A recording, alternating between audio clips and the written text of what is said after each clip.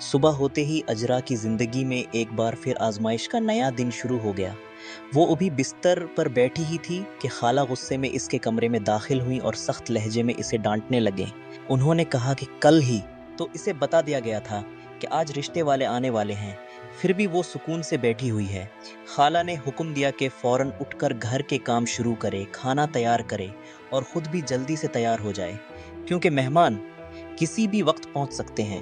مگر اجرا نے صاف انکار کرتے ہوئے کہا کہ وہ پہلے بھی کئی بار کہہ چکی ہے کہ وہ دوبارہ شادی نہیں کرنا چاہتی اور کسی بھی صورت رشتے والوں کے سامنے نہیں جائے گی۔ اس نے خالہ کو یاد دلایا کہ وہ اس کی مرضی کے خلاف فیصلہ نہ کرے، لیکن خالہ نے ایک نہ سنی اور کہا کہ اب یہ فیصلہ صرف اس کا نہیں بلکہ پورے گھر کا ہے۔ اجرا کی باتوں پر خالہ مزید غصے میں آ گئیں۔ انہوں نے اسے تانے دیتے ہوئے کہا کہ جب دوسرے لوگوں کے معاملات میں مداخلت کرنی ہوتی تھی تو وہ بڑے شوق سے سامنے آتی تھی، مگر اب اپنی باری آئی ہے تو بہانے بنا رہی ہے۔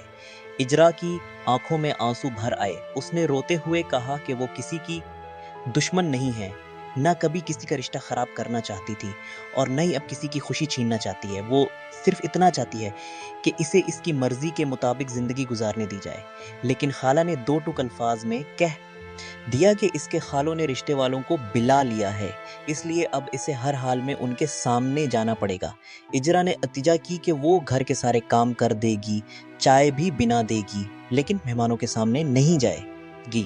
خالہ نے وقتی طور پر اسے کام میں لگا دیا، مگر ان کے ارادے صاف ظاہر کر رہے تھے کہ وہ کسی نہ کسی طرح اجرا کو مہمانوں کے سامنے ضرور لے جائیں گی۔ ادھر دوسری طرف نعمان کی بہن فرین مسلسل اجرا سے رابطہ کرنے کی کوشش کر رہی تھی۔ اس نے کئی بار فون کیا مگر اجرا نے ایک بھی کال ریسیو نہیں کی۔ فرین کو محسوس ہو رہا تھا کہ ضرور کوئی بڑی بات ہے۔ اس نے اپنے بھائی نعمان سے کہا کہ وہ بھی اجرا کو فون کرے، مگر نعمان نے مایوسی سے کہا کہ شاید اب انہیں مزید کوشش نہیں کرنی چاہیے۔ اس نے کہا کہ اگر اجرا خود انہیں اپنی زندگی میں شامل نہیں کرنا چاہتی تو اس کی مرضی کا احترام کرنا چاہیے۔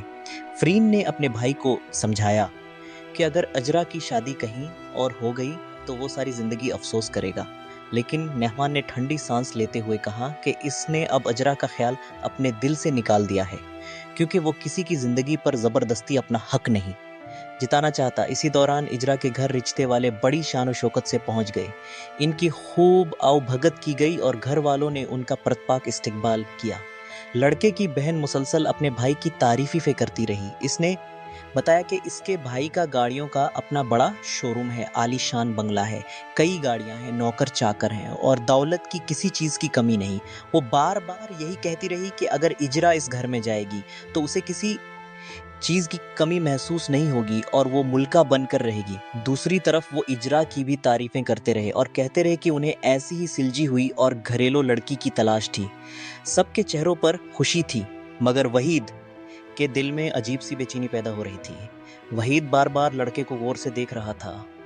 اسے محسوس ہوا کہ لڑکے کی عمر اجرا سے کافی زیادہ ہے۔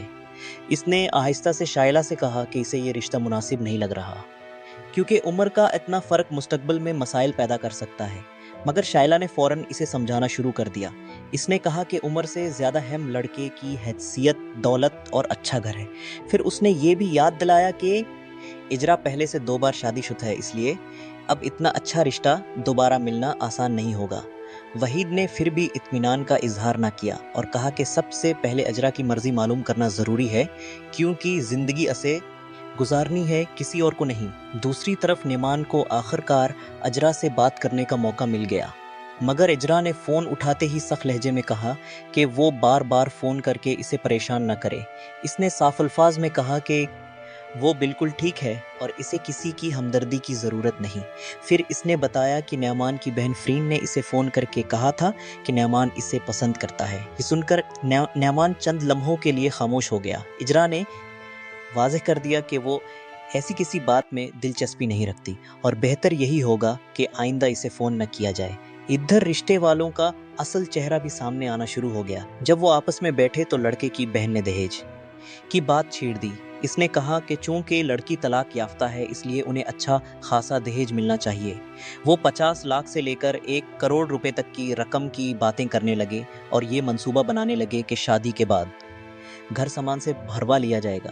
ان کی گفتگو سے صاف ظاہر ہو رہا تھا کہ انہیں لڑکی سے زیادہ اس کے ساتھ ملنے والے مال و دولت میں دلچسپی ہے۔ یہ تمام باتیں اس رشتے کی حقیقت کو بے نقاب کر رہی تھیں۔ گھر کے اندر وحید اب بھی کشمکش میں مبتلا تھا۔